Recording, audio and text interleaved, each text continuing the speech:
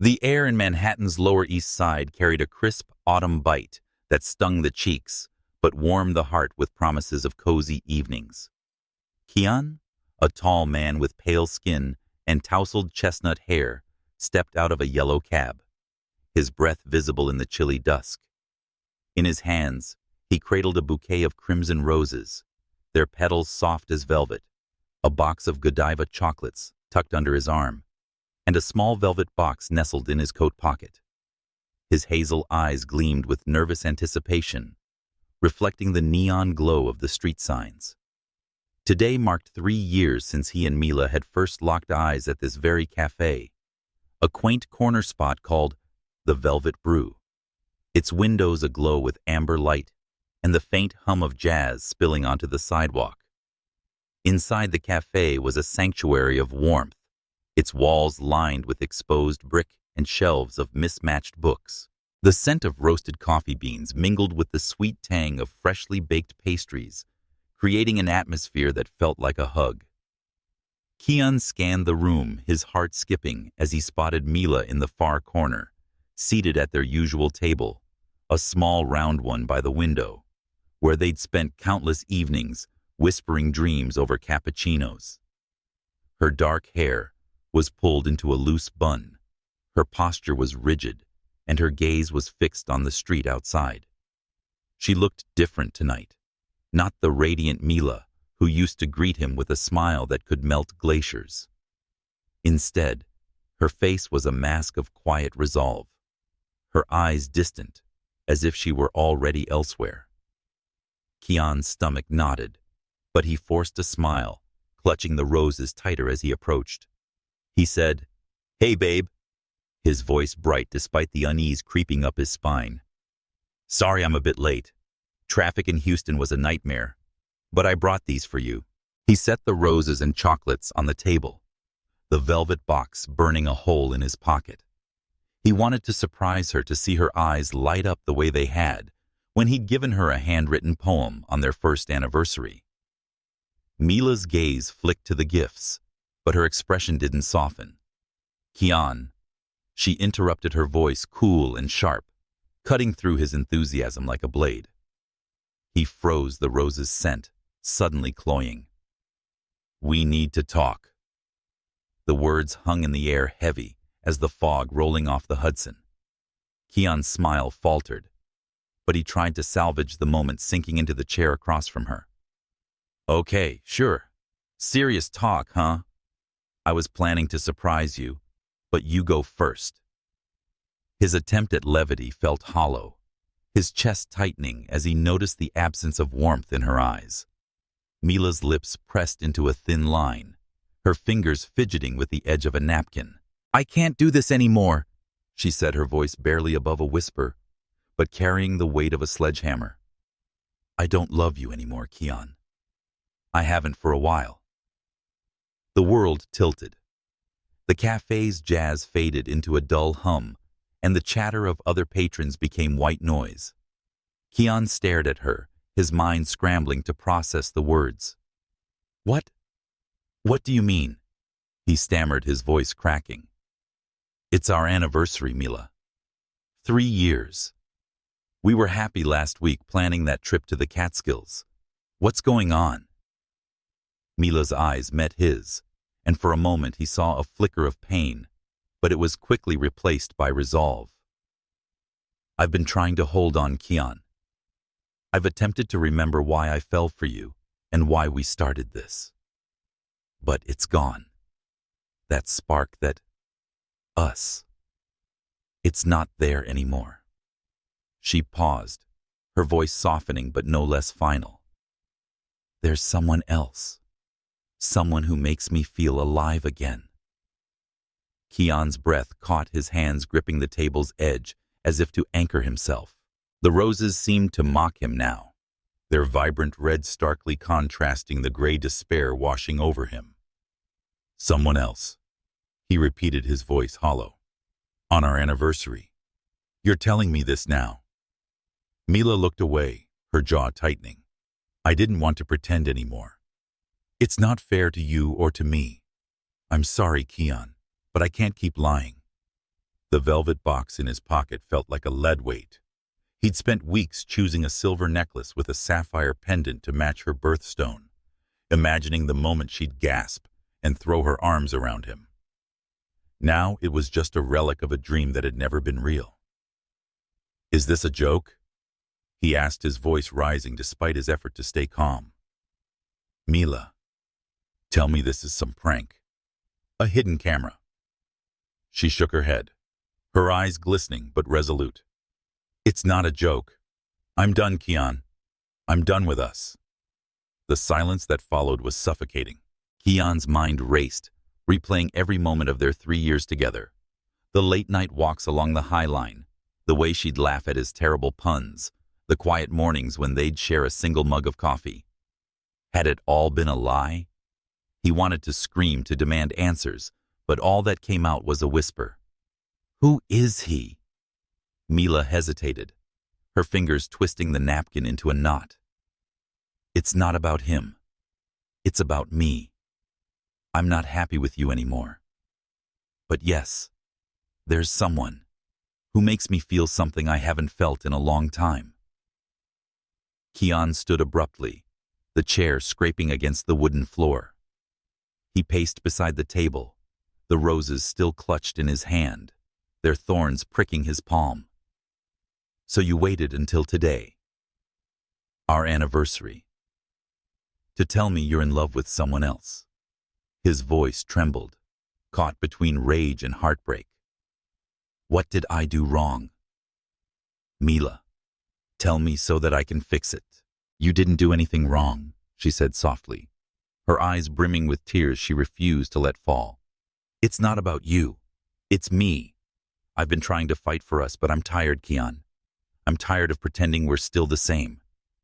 He sank back into the chair, the fight draining out of him. The necklace in his pocket seemed to pulse, a cruel reminder of his naivety. "I thought we were forever," he murmured, more to himself than to her. "I thought this was it. I was going to—" He stopped, the words catching in his throat. He couldn't say it or admit he'd been ready to propose to build a life with her. Mila reached out, her hand hovering over his, but he pulled away. "Don't," he said, his voice raw. "If you have any respect for me, don't touch me." She nodded, standing slowly. "I hope one day you'll understand," she said, her voice breaking. "I'm sorry, Kian." And with that, she walked out, her footsteps echoing in the cafe's quiet hum. Kian remained seated, staring at the untouched roses and chocolates, the velvet box unopened in his pocket. The world outside the window blurred, not from the fog, but from the tears he refused to shed. For what felt like hours, he sat there, the weight of her words pressing down on him. The cafe staff cast sympathetic glances, but no one approached. Finally, his phone buzzed, snapping him out of his stupor. It was Zik, his best friend since college. "Yo, bro, how's the anniversary surprise going? Did she say yes?" The message was like a punch to the gut. Kian's fingers hovered over the screen, unsure how to respond. "She left me," and he typed, and then deleted it. Instead, he called Zik. "Bro, what happened?" Zik's voice was laced with concern the moment he answered. "She's gone," Kian said, his voice barely audible. "Right here in the cafe on our anniversary. She's in love with someone else." The line went silent, the weight of the moment sinking in, even through the phone. "Man, I'm coming to you. Where are you?" "I'm fine," Kian lied, though his voice betrayed him. I need to be alone." "Bullshit," Zik said firmly. "Please, meet us at the Rusty Anchor in Williamsburg. You're not doing this alone, man." Kian hung up, his eyes drifting to the roses. They were wilting already, their petals curling inward, as if mourning his loss. He left them on the table and the chocolates, and slipped the velvet box back into his pocket. The sapphire necklace would never see the light of day, not for Mila. As he stepped out into the Manhattan night, the city's pulse felt like a mockery of his shattered heartbeat. The streets of the Lower East Side buzzed with life couples, laughing street vendors calling out the distant wail of a siren. Kian wandered, his coat collar turned up against the chill. His mind replayed Mila's words, each a shard of glass in his chest. He'd planned this night for weeks, dreaming of her smile, her laughter the moment she'd say yes to a future together. Instead, she'd given him a farewell. He found himself at the edge of Tompkins Square Park, the bare branches of the trees swaying in the wind. A street musician played a melancholic tune on a saxophone, the notes weaving through the air like a lament. Kian sat on a bench, his hands trembling, as he pulled out the velvet box. He opened it, the sapphire catching the dim streetlight, its blue depths mocking his broken dreams. He'd saved for months to buy it, picturing it around Mila's neck, as they danced at some future wedding, their wedding. Now it was just a trinket, a symbol of a love that had slipped through his fingers. His phone buzzed again. Zick, relentless as ever. "We're at the bar. Get your ass here, Kian. You're not ghosting us." Kian sighed, closing the box and slipping it back into his pocket. Maybe Zick was right. Perhaps he couldn't face this alone. He hailed a cab, the city lights blurring past as he headed toward Brooklyn, toward a night that would either save him or break him further. The Rusty Anchor in Williamsburg was a dive bar with a soul, its weathered wooden facade glowing under neon signs that flickered like a heartbeat. Inside, the air was thick with the scent of craft beer and fried pickles, the jukebox blasting a mix of indie rock and classic soul. Kian pushed through the heavy door, his coat still damp from the Manhattan drizzle, his hazel eyes scanning the crowd for familiar faces. The bar was alive with laughter and clinking glasses, a stark contrast to the hollow ache in his chest. He spotted them in the corner, sprawled across a booth with beer bottles and half-eaten nachos. With his messy blonde hair and perpetual grin, Zick waved him over. Nolan, the quiet one, with a philosopher's gaze, nodded solemnly, while Jello Ever the Joker was halfway through a story with the table in stitches. Kian forced a smile, though it felt like a mask. "Bro," Zick called, sliding a bottle of IPA across the table. "You look like you got hit by a subway train. Sit, drink, talk." Kian slid into the booth, the cold bottle a small comfort in his hands. He took a long swig, the bitter hops grounding him momentarily. "She's gone," he said finally, his voice low but steady. Mila ended it. "Said she doesn't love me anymore. Said there's someone else." The table fell silent, the jukebox's soulful croon filling the void. Zick's grin vanished, replaced by a rare frown. Nolan leaned forward, his dark eyes searching Kian's face. Jello for once didn't crack a joke. "On your anniversary?" Zick asked, incredulous. "That's cold, man. What the hell happened?" Kian recounted the scene at the Velvet Brew, each word a fresh wound. The roses, the chocolates, the necklace he'd never given her. He told them about Mila's confession, her calm certainty that their love was dead, her admission of another man. His friends listened, their expressions shifting from shock to anger to sympathy. "I was gonna propose," Kian admitted, his voice breaking. "Not tonight, but soon. I had it all planned: dinner at the River Cafe, a walk by the Brooklyn Bridge, the necklace as a promise. And now, nothing." Nolan reached across the table, his hand steady on Kian's shoulder. "You didn't deserve that, man. None of this is on you." Zick pushed another beer toward him. "Forget her, bro. She doesn't know what she lost. Let's drink to new beginnings, yeah."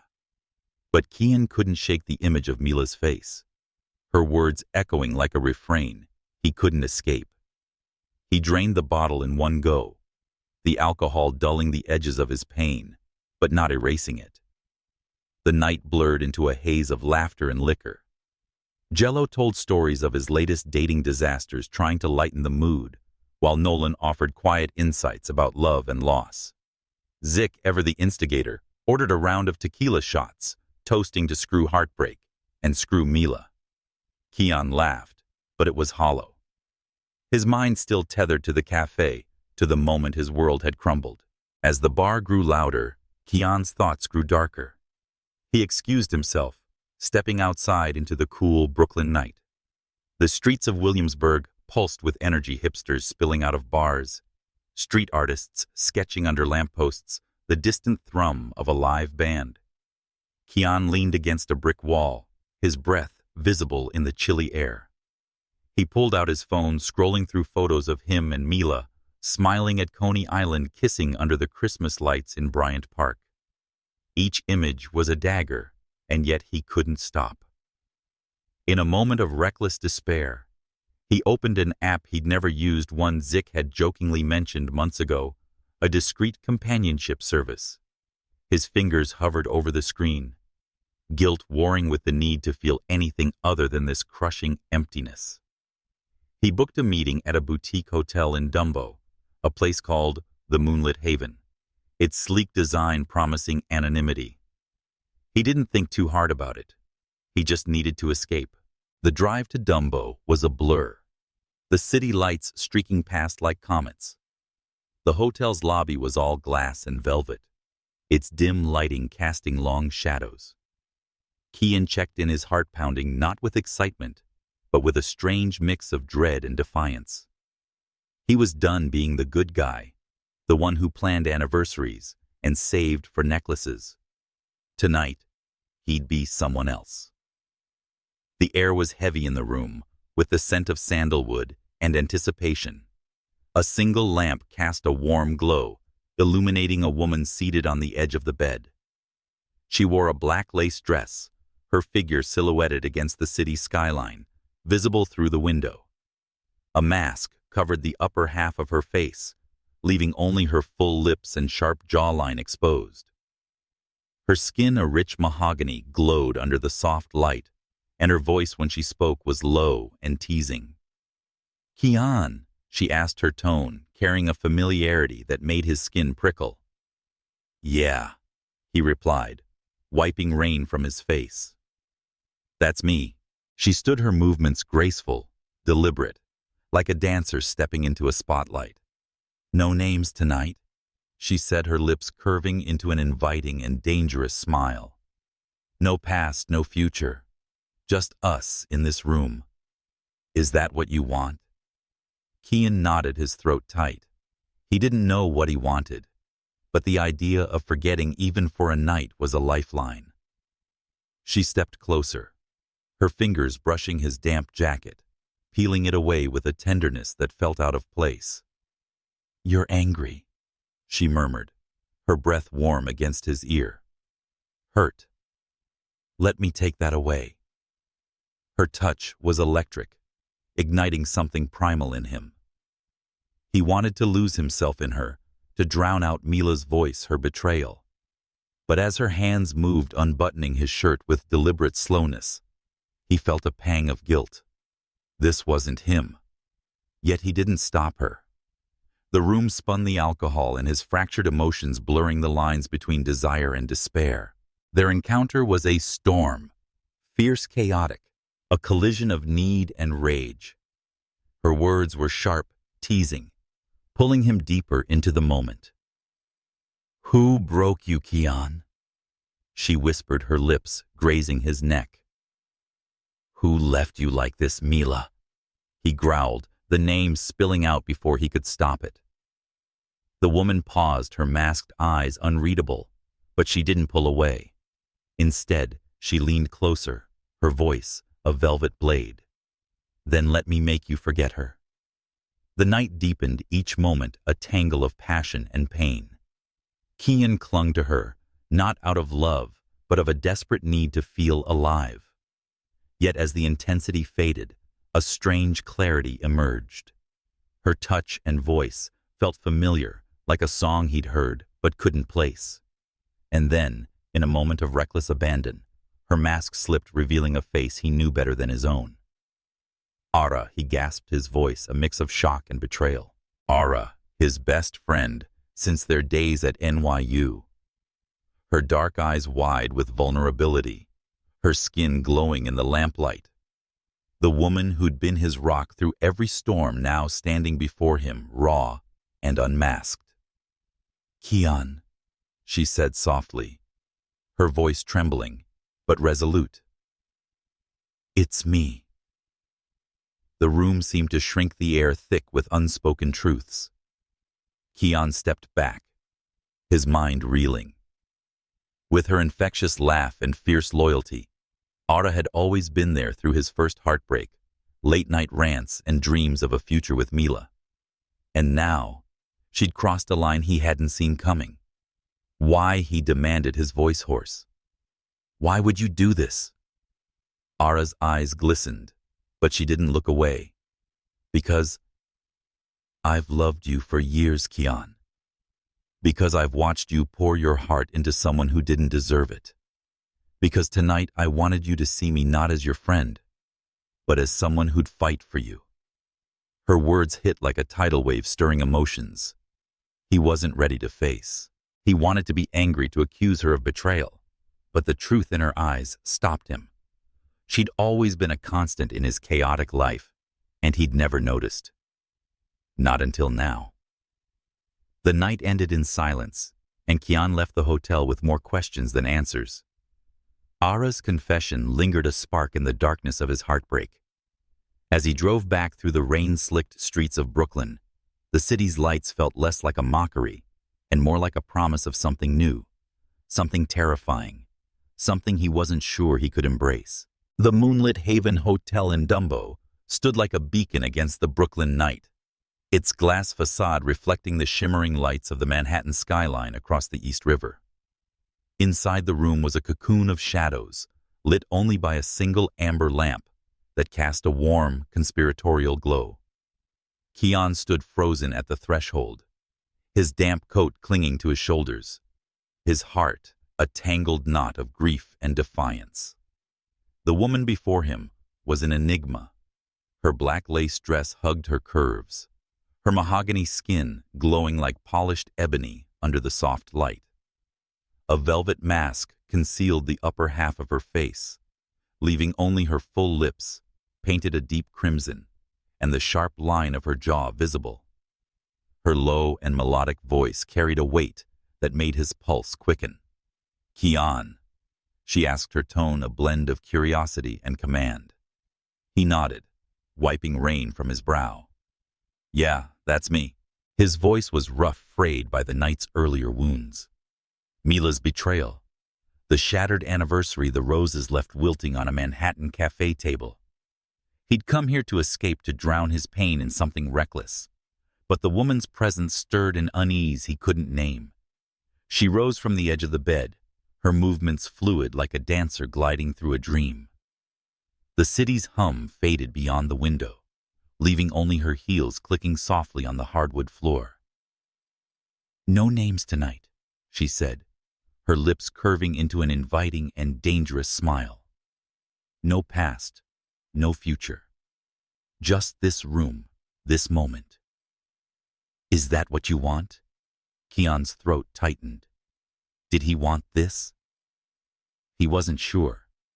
The ache of Mila's words still burned, but the woman's voice, her scent like jasmine and midnight, pulled him into a current he couldn't resist.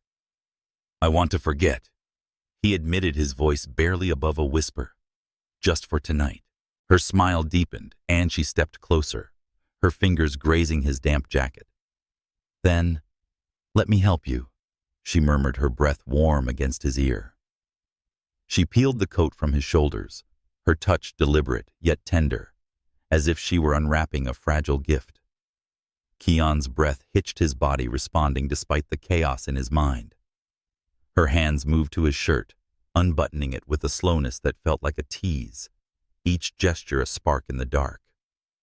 "You're angry," she said, her voice a velvet blade, as she traced a finger along his collarbone. "Hurt, broken. Who did this to you, Kian? Her words were a caress, but they cut deep, stirring the raw wound of Mila's confession. Mila. He growled, the name escaping before he could stop it. The woman paused, her masked eyes unreadable, but she didn't retreat. Instead, she leaned closer, her lips brushing his neck, sending a shiver through him. Then, let me make you forget her, she whispered, her voice a promise wrapped in danger. The room became a blur of sensation. Her hands, her breath, the heat of her body against his. It was a storm, fierce and chaotic, a collision of desire and despair. Kian clung to her, not out of love, but out of a desperate need to feel something other than the void Mila had left. Yet as their bodies moved together, her touch felt strangely familiar, like a melody he'd heard in a dream. Her words were sharp, teasing, pulling him deeper into the moment. Tell me her name again, she urged, her lips grazing his ear. Say it so that I can take it away. Mila. He repeated, his voice raw with anger and pain. The woman's fingers tightened on his shoulders, her breath catching, but she didn't stop.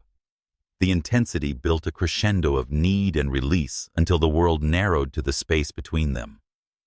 And then, in a moment of reckless abandon, her mask slipped, falling to the floor with a soft thud. Kian froze, his heart lurching. The face before him was one he knew better than his own dark eyes, wide with vulnerability. Full lips trembling, skin glowing like a midnight star. Ara. He gasped, his voice a mix of shock and betrayal. Ara, his best friend since their NYU days, was the woman who'd been his confidant through every heartbreak and triumph. Her hair, a cascade of tight curls, framed her face, and her eyes held a storm of emotions. Fear, hope, and something deeper, something he'd never seen before. Kian, she said softly, her voice trembling, but resolute. It's me. The room seemed to shrink, the air thick with unspoken truths. Kian stumbled back, his mind reeling. With her infectious laugh and fierce loyalty, Ara had been his rock through every storm when he failed his first exam. His father passed, and Mila's laughter filled his world. And now she stood before him, raw and unmasked, her confession shattering the boundaries of their friendship. Why, he demanded, his voice hoarse. Why would you do this, Ara? You knew I was broken. You learned about Mila. Her eyes glistened, but she didn't look away. Because I've loved you for years, Kian, she said, her voice steady, despite the tears threatening to spill. Because I've watched you pour your heart into someone who didn't deserve it. I've been there every time you called me at 2 a.m., crying over her. I listened. I stayed. And I loved you through it all. I wanted you to see me tonight, not as your friend, but as someone who'd fight for you. Her words hit like a tidal wave, stirring emotions he wasn't ready to face. He wanted to be angry, to accuse her of betrayal, but the truth in her eyes stopped him. She'd always been there, a constant in his chaotic life, her laughter a beacon in his darkest moments. He remembered the nights they'd spent on her apartment's fire escape, sharing cheap wine and dreams of the future. He'd never noticed how her eyes lingered on him, and how her smile softened when he spoke. Not until now.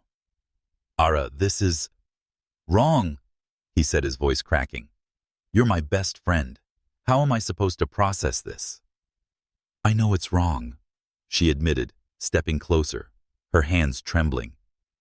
I didn't plan this, but I couldn't hold back when I saw you tonight. You were so broken.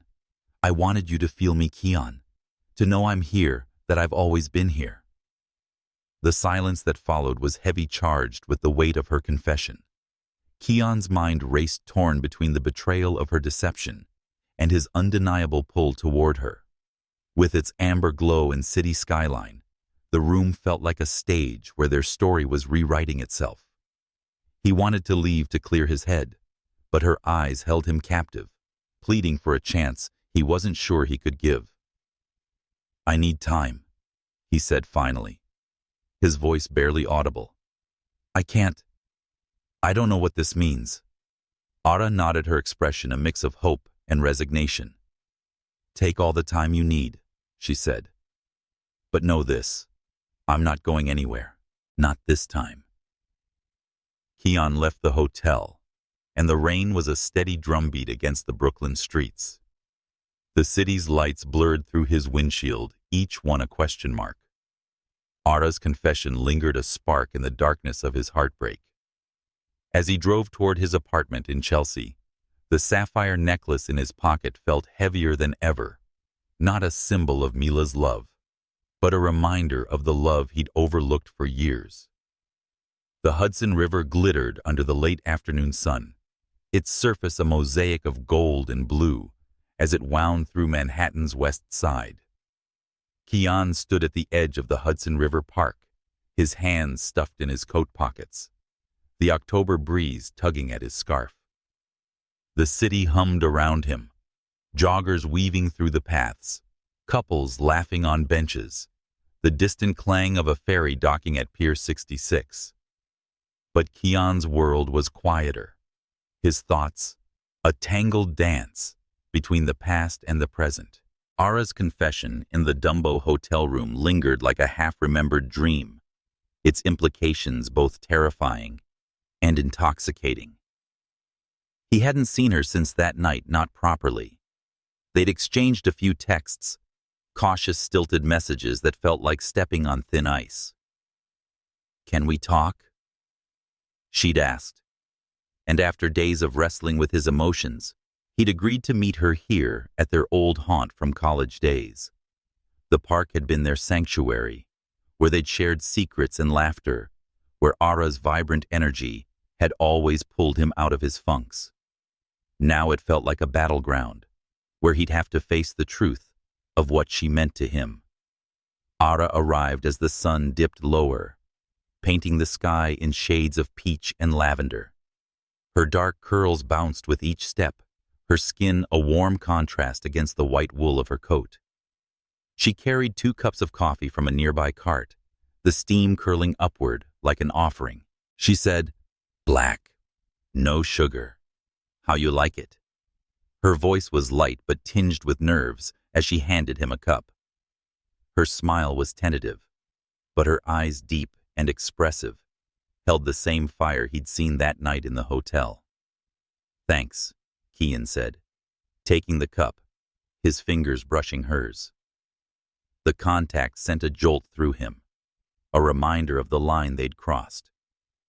He looked away, focusing on the river, its ripples catching the fading light. "Ara, I don't know where to start." She nodded, sipping her coffee, her gaze fixed on the horizon. "Start wherever you want, Kian. I'm here." He exhaled the weight of the past week, pressing down on him. Mila's betrayal, the roses, left behind the necklace he'd buried in a drawer. And then Ara, her confession, her touch, how she'd bared her soul in a way he hadn't expected. That night, he began, his voice low. It was a lot.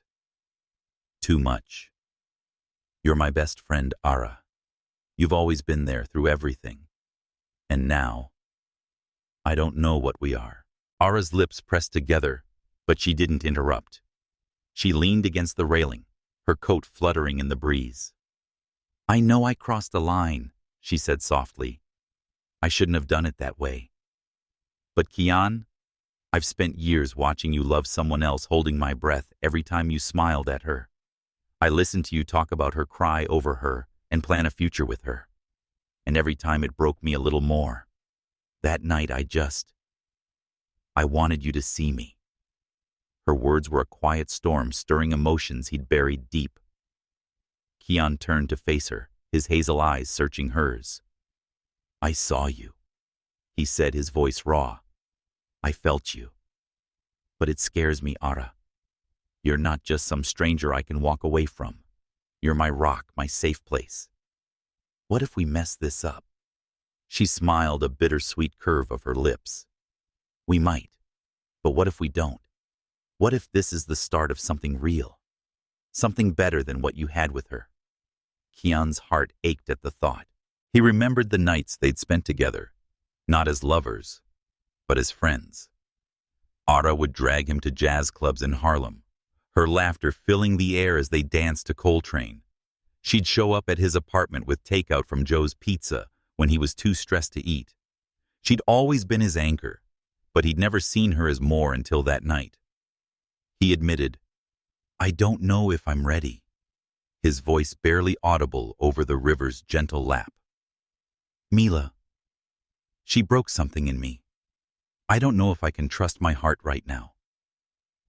Ara's eyes softened, but there was a strength in them, a resolve that made her glow. "I'm not asking you to trust your heart yet," she said. "I'm asking you to trust me. Let me show you that you're enough, Kian, that you're more than enough." They walked along the river, the city's skyline, a backdrop to their tentative steps. Ara talked about her life, her dreams, a gallery opening she was planning in Soho, her love for the vibrant chaos of New York. Kian listened, marveling at how she made the world feel brighter even now. They stopped at a food cart, sharing a warm pretzel dusted with salt, their laughter mingling with the chatter of passers-by. For the first time in days, Kian felt a flicker of hope, a warmth that wasn't just from the coffee. As the sun set, they found a bench overlooking the water, the Statue of Liberty, a distant silhouette. Ara's hand rested close to his, her fingers brushing the edge of his sleeve. "Remember that summer we spent here?" she asked, her voice soft. "We'd sit on this bench, discussing what we'd do when we made it. You wanted to open a bookstore. I tried to curate art that made people feel something." Kian smiled, the memory a soft ache. "You said you'd paint the walls with murals of the city. I said I'd stock every book you loved, even the weird poetry ones." She laughed, her curls bouncing. "You hated those poems, but you read them anyway because I asked you to." He said, "I read them because it was you," the words slipping out before he could stop them. Ara's breath caught her eyes, locking with his. The world was just them. For a moment, the river, the bench, the fading light. Kian leaned closer, his heart pounding, and brushed a curl from her face. Her skin was warm under his touch, and her eyes were a universe he wanted to explore. "Ara," he whispered, "I don't know what this is, but I feel something. I don't know if it's enough, but it's there." She leaned into his touch, her smile radiant. "That's enough for now," she said. "We'll figure out the rest." They stayed until the stars emerged, the city's lights twinkling like promises.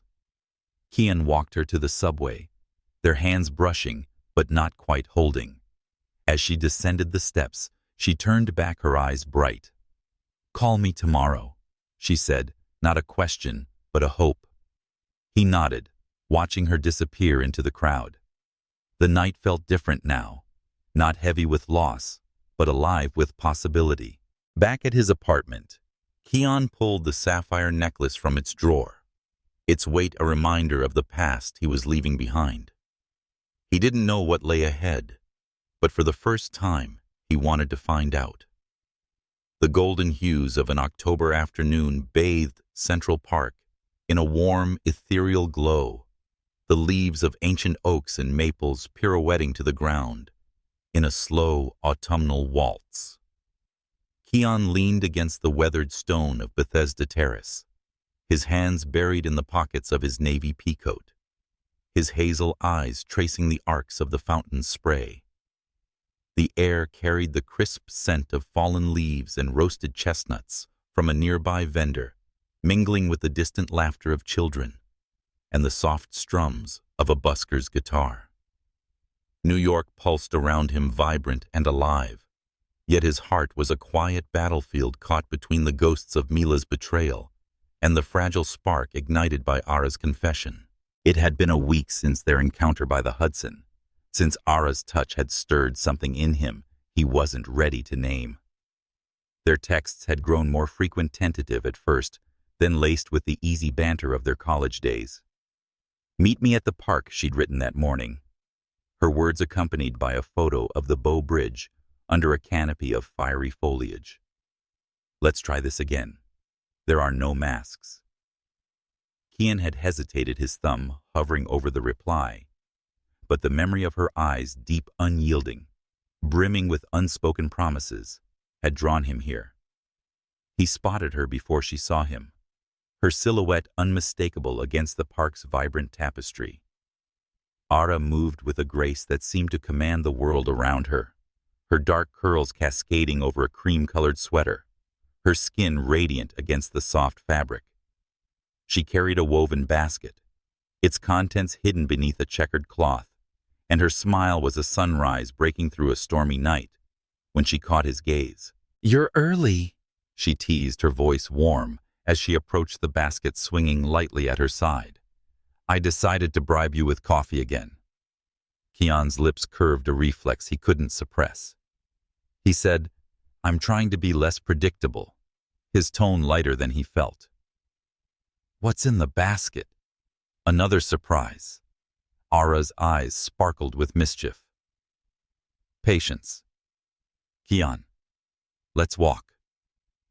She led him toward the Ramble, a labyrinth of winding paths and hidden glades where the city's clamor faded into a whisper.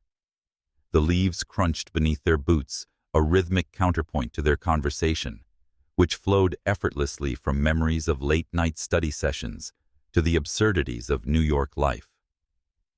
Ara spoke of her latest project, curating a gallery show in Chelsea, her hands animated as she described a painting that captured the city's heartbeat. Kian listened, marveling at how her passion lit up the world and how her laughter made the air feel lighter. They settled on a grassy knoll overlooking the lake, where rowboats glided like notes in a slow melody. Ara unpacked the basket, revealing a spread of artisanal cheeses, crusty baguette slices, and a bottle of sparkling cider. "A picnic," she said, her smile softening. "We could use something simple. No hotels, no masks, just us." Kian's chest tightened. The memory of that night in Dumbo was a shadow that lingered. "Ara," he began, his voice low about that night. "I'm still trying to wrap my head around it. You're my best friend. You've always been there, and I never saw you the way you wanted me to. I feel like I failed you." Her hand paused over a wedge of brie, her eyes meeting his with a quiet intensity. "You didn't fail me, Kian," she said. "You were in love with someone else. I knew that, and I stayed anyway. I chose to love you even when it hurt. That's on me, not you." Her words were a balm, soothing the guilt gnawing at him. He reached for her hand, his fingers brushing hers, the contact electric yet tender. "I see you now," he said, his voice raw. "I don't know what that means, but I see you, Ara. And I'm scared because losing you as a friend would break me more than losing Mila ever did." Ara's fingers curled around his, her touch steady. "You won't lose me," she said. "But I'm not asking you to jump into this. Please let yourself feel, Kian. Let yourself hope again." They ate in companionable silence, the cider bubbling against their lips, the sun dipping low to paint the sky in shades of coral and violet. As dusk settled, they wandered to the Bow Bridge, its elegant arches a silhouette against the fading light. Ara leaned against the railing, her curls catching the breeze, and Kian stood beside her, their shoulders brushing. She said, "This is where we used to make wishes," her voice soft. "Remember, we'd toss pennies into the water and dream about the future." Kian nodded, the memory vivid, her laughter echoing as they debated whose wish was sillier. He said, "I wished for a bookstore," a smile tugging at his lips. "You hoped for a gallery that'd make people cry." "And I'm getting there," she said, her eyes gleaming. "What do you wish for now?" Kian. He looked at her, her face illuminated by the soft glow of a nearby lamp, her familiar and new beauty. I wish I could trust my heart again, he said. I wish I could be the man you deserve. Ara's breath hitched, and she stepped closer, her hand resting on his chest. You already are, she whispered. You need to believe it. The moment stretched a delicate thread between them. Kian leaned in his forehead, resting against hers, their breaths mingling in the cool air. He wanted to kiss her to seal this fragile promise, but fear held him back. Instead, he pulled her into a hug, her warmth grounding him. Thank you, he murmured into her hair, for not giving up on me. They spent the following days weaving a tentative rhythm coffee dates at Joe's Coffee in Union Square, late-night walks along the High Line, where the city's lights felt like stars they could touch. Ara brought color back into Kian's world, her laughter a melody that drowned out Mila's echo. At a jazz club in Harlem, they danced to a sultry saxophone, her body swaying against his, her eyes daring him to let go. Each moment was a step toward healing, a dance of trust and rediscovery. One evening, as they sat on a rooftop bar in the East Village, the city sprawling below, like a canvas of dreams, Kian took her hand. I'm starting to feel it, he said, his voice steady. This, us, it's real. Ara's smile was radiant, her fingers tightening around his. It's as real as you let it be, she said. I'm here, Kian, all in. Under the neon glow, he kissed her a soft, searching kiss that tasted of hope and cider, a promise to try. The city cheered them on its pulse, a reminder that love like New York was never perfect, but always worth fighting for. The Chelsea apartment Kian called home was a sanctuary of exposed brick and soft lamplight, its floor-to-ceiling windows framing the restless energy of Manhattan's West Side. On a rainy November evening, the city was a blur of neon and mist, the patter of rain against the glass, a mournful lullaby.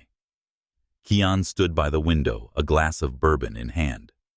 His reflection, a ghost in the storm. The past weeks with Ara had been a revelation, a slow unfurling of hope, her laughter and warmth stitching together the frayed edges of his heart. Their kiss on the rooftop had been a vow unspoken, but binding to build something new. Yet a shadow lingered, a fear that this fragile joy could shatter as easily as his past with Mila. His phone buzzed on the counter, a message from Ara. On my way with coffee. Prepare for a movie marathon, your pick tonight. He smiled, the thought of her vibrant presence warming the room already. But before he could reply, a knock echoed through the apartment, sharp and insistent. Kian frowned, setting down his glass. Ara wasn't due for another hour, and no one else would brave this downpour unannounced. He opened the door, and the world tilted. Mila stood there, her dark hair plastered to her face, her eyes red-rimmed and pleading. She wore a soaked trench coat, her hands trembling as she clutched them together. Kian, she said, her voice breaking. I need to talk to you. Please. Shock rooted him to the spot. Mila. He managed his voice, a mix of disbelief and dread. What are you doing here? She stepped forward, her eyes searching his. I made a mistake, she said, tears mingling with the rain on her cheeks. I'm pregnant, Kian. It's yours. The words were a thunderclap, shattering the fragile peace he'd built. His mind reeled, grasping for sense. Pregnant, he repeated, his voice hollow. Mila, we haven't. It's been months. How? It happened before we broke up, she said, her voice urgent. I didn't know until recently. I was scared, Kian. I still am. But this is our child. I need you." Before he could respond, a soft gasp broke the silence. Ara stood in the hallway, a Starbucks cup in each hand, her dark eyes wide with shock. The rain had dampened her curls, but the pain in her expression cut Kian deep. She'd heard everything: Mila's plea, the word pregnant, the weight of a past that refused to stay buried. "Ara," Kian said, stepping toward her, but she shook her head, the cups trembling in her hands.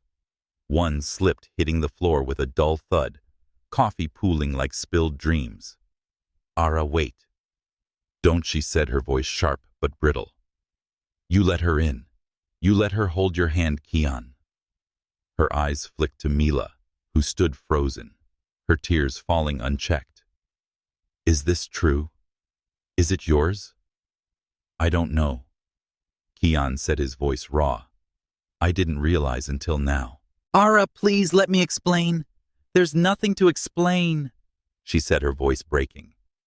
"I thought we were starting something real. I thought I was enough." She turned, her boots echoing in the hallway as she fled, the second coffee cup abandoned on the floor. Kian chased after her, the rain soaking his shirt as he reached the building's lobby. "Ara, please," he called, his voice lost in the storm. She paused at the entrance, her back to him, her shoulders trembling. "Don't touch me," she said, her voice a whisper. "Not now." "I didn't ask her to come," he said, desperate. "I didn't know, Ara. I swear I'm as shocked as you are." She turned, her eyes glistening with unshed tears. "But you didn't push her away," she said. "You let her stand there crying, holding you. And I can't compete with that. Not with her. Not with a child." Her voice cracked, and she stepped into the rain, disappearing into the blur of the city. Kian stood frozen, the storm washing over him, his heart a wreckage of guilt and confusion. Back in his apartment, Mila sat on the couch, her head in her hands. "I didn't mean to ruin this," she said, her voice muffled. I didn't know where else to go." "You need to leave," Kian said, his voice cold. "I can't do this right now." "Kian, please," she said, standing. "This is our child. We need to talk about this." "I don't even know if it's true," he said, his voice rising. "We were careful, Mila. Always. And now you show up months after you left me. I need time. I need to think." Mila nodded, her eyes downcast. "I'll go," she said. "But I'm not lying, Kian. I'll wait for you to call." She left, and the apartment fell silent. The rain, a relentless drumbeat against the windows. Kian sank onto the couch, his head in his hands. He thought of Ara, her laughter warmth, how she'd looked at him on the Bow Bridge, daring him to hope. And now that hope was slipping through his fingers, drowned by a past he couldn't escape. He pulled out his phone, scrolling through their texts, each a reminder of the life they'd begun to build. "I'm sorry," he typed, his fingers trembling. "Please let me explain." But the message sat unsent, his thumb hovering over the button. What could he say? Mila's words had shaken him, planting a seed of doubt he couldn't ignore. Was the child his? And if it was, what did that mean for him and Ara? The next day he walked the streets of Chelsea, the city's pulse contrasting with his turmoil. He stopped at a diner on 23rd Street, where the coffee was strong and the booths held stories. He ordered a black coffee, staring into its depths as if it held answers. His mind replayed the moment Ara had walked away, her pain a mirror of his own. He'd hurt her not by choice, but by circumstance, and the weight of that was unbearable. He called Zick, his voice breaking as he recounted the night. "Man, that's a mess," Zick said, his usual bravado softened by concern. "But you need to talk to Ara. She's your rock, Kian. Don't let this break you both." Kian knew he was right, but the fear of losing her, of facing a truth he wasn't ready for, kept him paralyzed. He spent the day wandering from the galleries of Chelsea to the piers of the Hudson, each step a search for clarity. By evening, he found himself at the Rusty Anchor again, the bar where this all began. The jukebox played a soulful tune, and Kian ordered a beer, his thoughts a storm of what-ifs. As the night deepened, he made a decision. He couldn't let Ara slip away, not without a fight. He pulled out his phone again, typing a new message. "I need to see you. Please, Ara. I'm not giving up on us." This time he hit send, the words a lifeline cast into the dark. The rain had stopped, and the city glittered under a crescent moon, a reminder that even storms could give way to light. The streets of Harlem hummed with a vibrant pulse, a tapestry of soulful jazz spilling from corner clubs, the scent of fried plantains wafting from food carts, and the chatter of locals weaving through the autumn air. Ara sat in a cozy corner booth at Sylvia's, the legendary soul food restaurant, her dark curls tucked beneath a burgundy beret, her eyes fixed on the steam curling from a cup of chamomile tea. The restaurant's warm glow, with its checkered tablecloths and framed photos of Harlem's storied past, felt like a hug, but Ara's heart was a storm of doubt and hurt. The memory of Mila's tear-streaked face in Kian's Chelsea apartment, her claim of carrying his child, lingered like a bruise. Ara had run from that moment, the spilled coffee a symbol of her shattered trust, but the pain followed her, a shadow she couldn't outrun. She'd agreed to meet Mila here, a decision of curiosity and defiance. Mila's text was unexpected, but it was a simple plea. "Can we talk? I owe you the truth." Ara had hesitated, her fingers trembling over her phone, but something in her, a fierce need to understand, to reclaim her peace, had pushed her to say yes. As she waited, her fingers traced the rim of her cup, her mind replaying every moment with Kian, their picnic in Central Park, their kiss under the East Village neon, the fragile hope they'd begun to weave. Had it all been a lie undone by a past she couldn't compete with? The bell above the door chimed, and Mila stepped in her silhouette, framed by the late afternoon light. She wore a simple white blouse, her dark hair loose and slightly disheveled, her eyes carrying the weight of regret. She spotted Ara and approached her steps tentative, as if navigating a minefield. "Ara," she said softly, her voice barely audible over the hum of the restaurant. "Thank you for coming. Can I sit?" Ara nodded, her expression, guarded, her fingers tightening around her cup. "Say what you need to say," she said, her voice steady, but laced with an edge of steel. Mila slid into the booth, her hands fidgeting with the strap of her bag. "I owe you an apology," she began, her eyes meeting Ara's with a raw honesty that caught her off guard. "I lied to Kian. The baby. It's not his." Ara's breath caught her heart stuttering. What she said, her voice sharp, though she kept it low. "You told him it was his child. You stood there in his apartment crying, holding his hand. Why would you lie about something like that?" Mila's eyes glistened, but she didn't look away. "I was desperate," she admitted, her voice trembling. "The man I was with after Kian. He left me when I told him I was pregnant. I was alone, scared, and I panicked. Kian was my safe place even after everything. I thought if I could convince him the baby was his, he'd return to me. I know it was wrong. I know I hurt you both." Ara leaned back, her mind racing. The anger she'd carried since that night in Chelsea flared, but beneath it was a flicker of pity. Mila's vulnerability and brokenness mirror the pain Ara had felt watching Kian love someone else for years. "You broke him," Ara said, her voice low but fierce. "You broke us. Do you have any idea what that did to him? To me, I know." Mila said, a tear slipping down her cheek. I saw it in your eyes when you walked in that night. I saw how much you love him. And I realized I'd lost him, not just because of my choices, but because he's found something honest with you. I no longer have a place in his heart, and don't deserve one.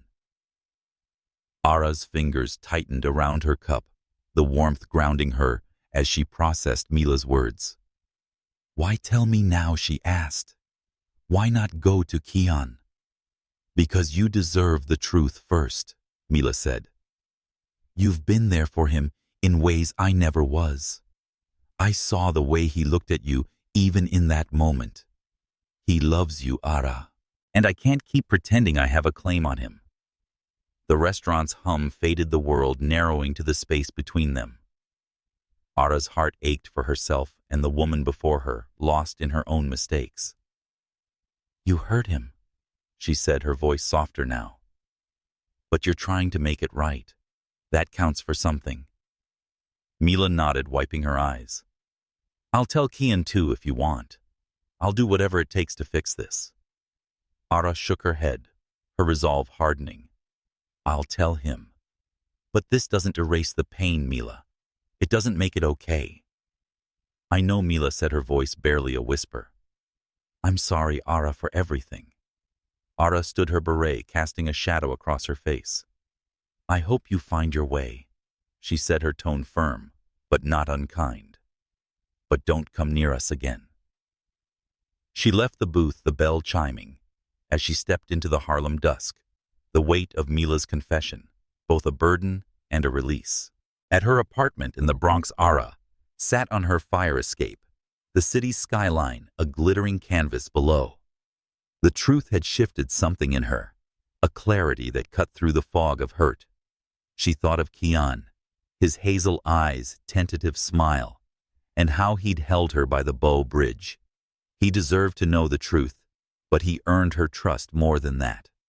She pulled out her phone, her fingers hovering over his name, but instead of texting, she called. Ara, Kian's voice was a lifeline, raw with hope and fear. Are you okay? I met Mila, she said, her voice steady. She told me the truth. The baby's not yours, Kian. She lied. The line went silent, the weight of her words sinking in. What? Kian said, his voice breaking. Ara, I didn't know. I swear I know, she said, cutting him off gently. I believe you, but we need to talk, Kian, face to face. Name the place, he said, his voice urgent. I'll be there. Tomorrow, she said. The High Line at sunset. Don't be late. She hung up, her heart pounding. The truth had set her free, but it had also laid bare the fragility of what she and Kian were building. As the city lights twinkled below, Ara felt a spark of hope, a belief that they could rebuild not from the ashes of the past, but from the truth they now shared. The next day, Kian stood on the High Line, the elevated park, a ribbon of green, amidst Manhattan's steel and glass. The sunset painted the sky in shades of amber, and rose the Hudson River, reflecting its glow like a lover's promise. Kian's hands fidgeted with the zipper of his jacket, his mind a whirlwind of relief and guilt. Mila's lie had been a dagger, but Ara's call had been a lifeline. He'd spent the night replaying every moment with her, their picnic, their dance, their kiss, knowing he'd hurt her, even if unintentionally. Ara appeared at the end of the path, her silhouette framed by the setting sun. Her dark curls were loose, catching the light, her eyes a beacon of strength and vulnerability. She wore a deep green dress that flowed like the river below her presence, commanding the space around her. Kian, she said, her voice soft but resolute as she approached. I'm so sorry, he said, the words spilling out. I didn't know, Ara. I never meant to hurt you. She nodded, her eyes searching his. I know, she said, but it hurt Kian. Seeing you with her, even momentarily, made me question everything. I need to know you're all in and choosing me, not just because she's gone." Kian stepped closer, his hands aching to touch her, but holding back. "I'm choosing you," he said, his voice raw. "I've been choosing you even when I didn't know it. You're the one who's been there, Ara. You're the one who makes me want to try again." Her eyes softened, but a flicker of doubt remained. "Then prove it," she said, not with words, but with time. "Show me you mean it." He nodded, his heart swelling with determination. "I will," he said. "I'll show you every day if you let me." They walked the High Line, the city's hum a backdrop to their quiet promises. The truth had cleared a path, but it was up to them to walk it. As the stars emerged, Kian took her hand, his fingers intertwining with hers, a silent vow to rebuild what they'd nearly lost. The Bronx was alive with the rhythm of life. Salsa music drifting from open windows, the chatter of street vendors selling empanadas, and the vibrant murals painting the walls with stories of resilience. Kian stood outside Ara's apartment building on Grand Concourse. The November rain, a gentle drizzle that clung to his hair like a lover's touch. His heart pounded, not from the cold, but from the weight of what he carried, a small velvet box. Not the sapphire necklace meant for Mila, but a new one crafted for Ara.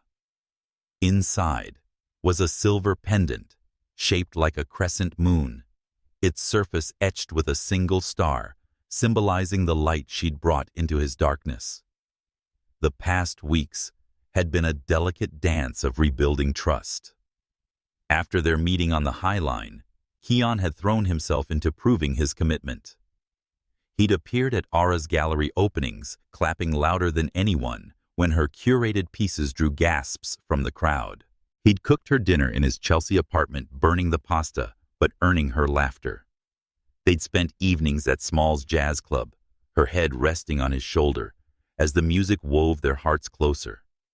Each moment was a brick in the foundation they were laying, but the shadow of Mila's lie lingered, a test of their resolve. Kian had called Ara that morning, his voice steady, but laced with nerves. "Can I come over?" he'd asked. "I need to see you.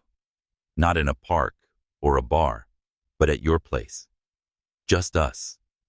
She'd agreed, her tone cautious but warm, and now he stood here, the rain a soft veil between him and the future he wanted to claim. Ara opened the door, her presence a burst of warmth against the gray day.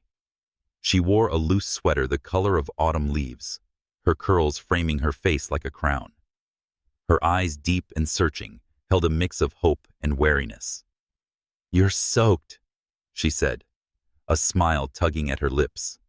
"Come in before you catch a cold." Her apartment reflected her soul walls, adorned with vibrant art shelves, overflowing with poetry books. A record player spinning Nina Simone's sultry voice. The scent of lavender and coffee filled the air, grounding Kian as he stepped inside. "I brought something," he said, holding out the velvet box, his hands trembling slightly.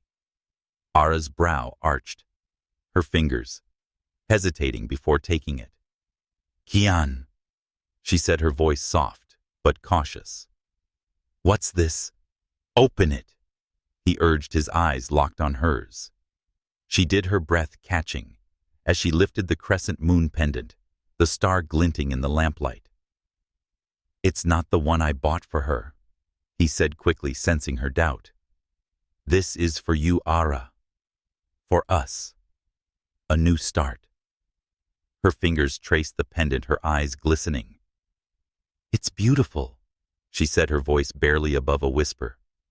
"But Kian, I need more than gifts. I need you to be sure." "I am," he said, stepping closer.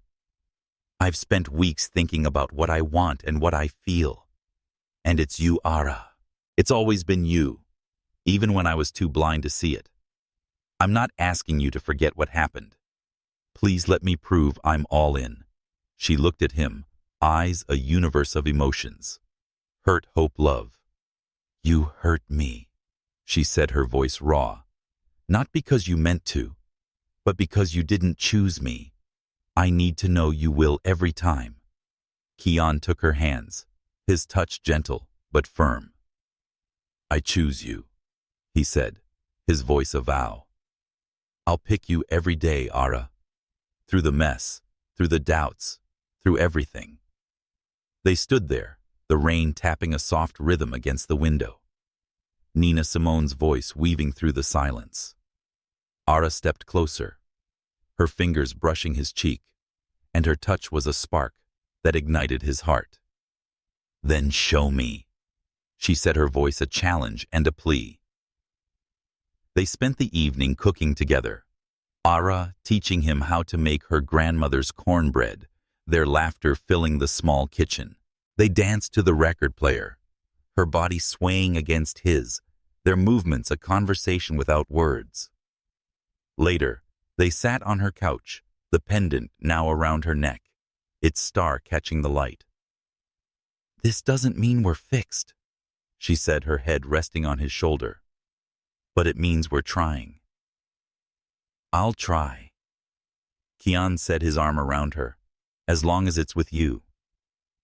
The days that followed were a tapestry of moments, walks through the Bronx Zoo, where Ara teased him about his fear of snakes. Late-night talks on her fire escape, where they shared dreams under the city's stars. A quiet dinner at a soul food spot in Bedford-Stuyvesant, where her laughter felt like home. Kian felt himself changing, his heart opening in ways he hadn't thought possible after Mila's betrayal.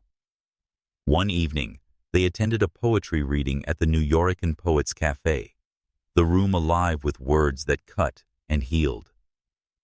Ara leaned close, her breath warm against his ear. Write me a poem, she whispered, her eyes daring him. Make it honest. That night, back at her apartment, Kian sat at her desk, a pen in hand, the words pouring out like a confession. He wrote of her strength, light, how she'd saved him from himself. When he read it to her, her eyes glistened, her hand finding his. You're learning, she said, her smile radiant. You're learning to see me. As November faded into December, their bond grew stronger, a delicate bridge built on trust and time. Kian knew the road ahead wouldn't be easy. Mila's shadow still loomed, a reminder of the fragility of love, but with Ara by his side, he felt ready to face it. The crescent moon pendant gleamed against her skin, promising a future they were writing together, one moment at a time. The rooftops of Midtown Manhattan glittered under a December sky, a constellation of lights that rivaled the stars hidden by the city's glow. Kian stood at the edge of a rooftop bar. The Skylark, its sleek glass walls offering a panoramic view of the Empire State Building, its spire piercing the night like a beacon of dreams. The air was crisp, scented with pine from the bar's holiday decor, and the soft hum of a jazz quartet wove through the laughter of patrons. Kian's hands rested on the railing, his hazel eyes tracing the city's pulse, but his heart was tethered to the woman beside him. Ara, her presence, a warmth that rivaled the mulled wine in their glasses. Her dark curls cascaded over a deep emerald dress, the fabric catching the light like a forest under moonlight. The crescent moon pendant he'd given her gleamed against her mahogany skin, a silent vow of their new beginning. Since their reconciliation in the Bronx, their bond had deepened, a tapestry woven from shared moments and hard-won trust. They'd spent weeks rediscovering each other, strolling through the vibrant chaos of the Union Square holiday market, sharing hot chocolate under the Rockefeller Center Christmas tree, their laughter mingling with the city's song. Each moment was a brick in the foundation they were building, a testament to their choice to love, despite the scars of the past. Tonight, Kian had planned something special. He'd reserved a corner table at the bar, its view a canvas of the city they both loved. Ara leaned against the railing, her eyes sparkling as she took the skyline. You outdid yourself, she said, her voice a melody over the jazz. This place feels like a dream. You deserve dreams, Kian replied, his voice soft but sure. He reached for her hand, his fingers intertwining with hers, the contact a spark that warmed his core. I've been thinking, Ara, about us, about everything we've been through. I want to do this right. Her brow arched, a playful smile tugging at her lips. Right? Do you mean no more burnt pasta or running through the rain, begging for forgiveness? He laughed, the sound lighter than he'd felt in months. No more burnt pasta, I promise. But I mean us. I want to build something real, something lasting with you. Ara's smile softened, her eyes searching his. You're already doing that, she said. Every day you show up, every time you choose me, you're building it. But Kian, are you sure? Are you ready after everything, Mila? The lies, the pain, ready? Her question was a gentle challenge, a reminder of the fragility they'd overcome. Kian's heart tightened, but his resolve was unshaken. I've never been surer, he said, his voice steady. You're not just my best friend, Ara. You're my home. I was blind for too long, but I see you now. I choose you. Her breath caught, and she stepped closer, her hand resting on his chest, the pendant glinting between them. She teased, You're getting good at this. But her eyes glistened with emotion. I choose you too, Kian. Always. The jazz quartet struck a slow, soulful tune, and Kian pulled her into a dance, their bodies swaying under the city's watchful gaze. Her warmth against him, the scent of her jasmine perfume, felt like a promise kept. They moved as if the world had paused, the skyline their only witness. He murmured, I wrote you another poem, his lips brushing her ear. It's not as good as the last one, but it's honest. Read it to me, she said, her voice a whisper, her eyes locked on his. He pulled a folded piece of paper from his pocket, his hands trembling slightly as he unfolded it. The words were simple, raw, a confession of his heart. You are the light that found me in the dark, the rhythm to my silence, the home I never knew I needed. With you, I am whole. Ara's eyes shimmered, a tear slipping down her cheek as she pulled him close, her lips finding his in a kiss that tasted of wine and truth. The night unfolded in a series of moments, sharing stories over plates of truffle fries, laughing at memories of their college days, planning a future that felt within reach.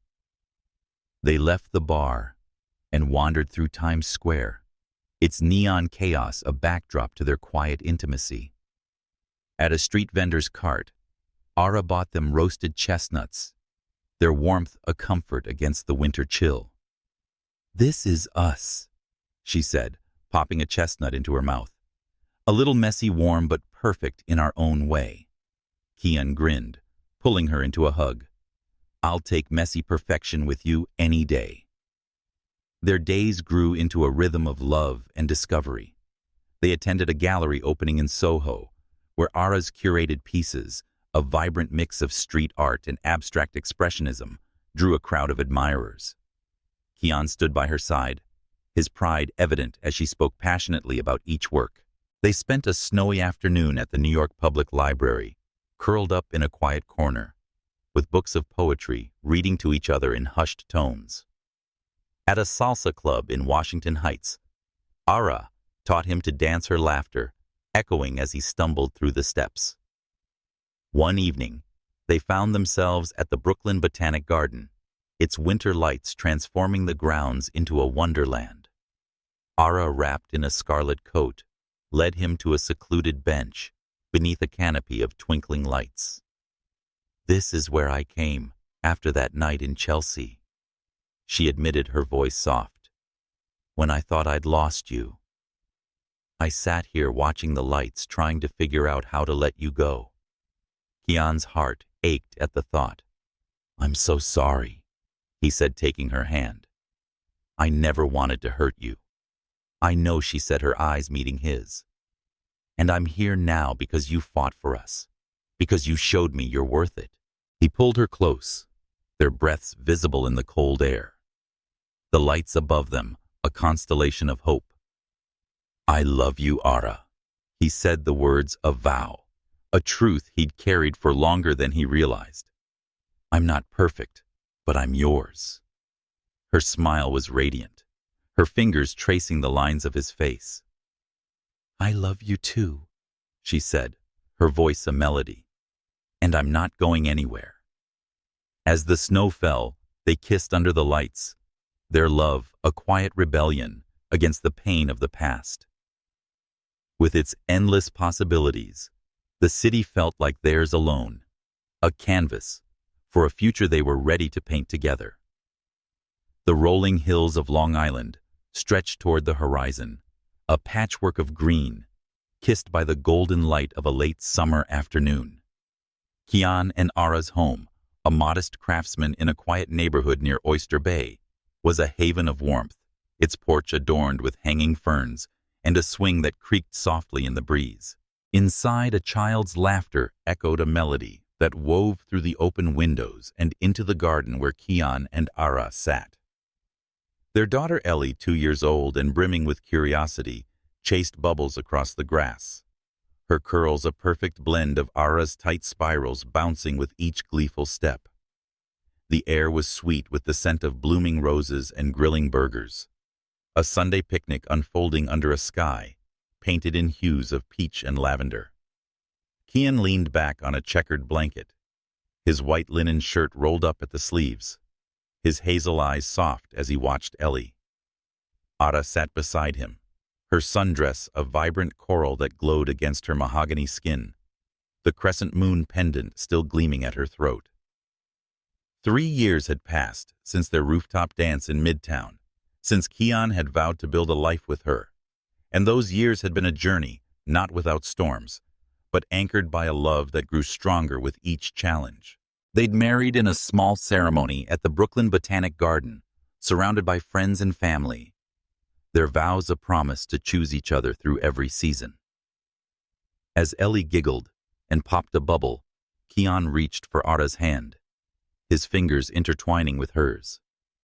She's got your smile, he said, his voice warm with pride. And your stubbornness. Ara laughed, nudging him playfully. She's got your eyes, though, and your knack for getting into trouble. Their life together was a tapestry of moments, weekend drives to the Hamptons, where they'd build sandcastles with Ellie. Quiet nights in their living room dancing to jazz records as Ellie slept. Mornings at the local farmer's market, where Ara would haggle over fresh peaches, while Kian chased Ellie through the stalls. The pain of their past. Mila's betrayal, the lies, the doubts had faded into a distant memory, replaced by a love that felt like home. The sound of tires on gravel drew their attention, and Kian glanced toward the driveway.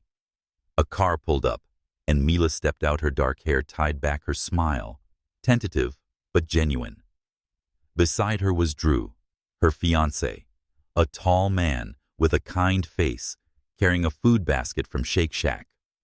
Kian tensed momentarily, the echo of old wounds stirring, but Ara's hand on his arm grounded him. They're here, she said, her voice calm. It's okay. Mila and Drew approached their presence no longer a threat, but a testament to the healing they'd all found. Hey, Mila said, waving as she set the basket on the blanket. We brought burgers and fries. Hope that's enough to earn us a spot. Ara grinned, standing to hug her. You know you're always welcome, she said, especially with fries. The picnic unfolded with an ease that once seemed impossible. Ellie toddled over, clutching a stuffed bunny Drew had brought, her eyes wide with delight. Thank you, Tito Drew, she chirped, wrapping her small arms around the toy.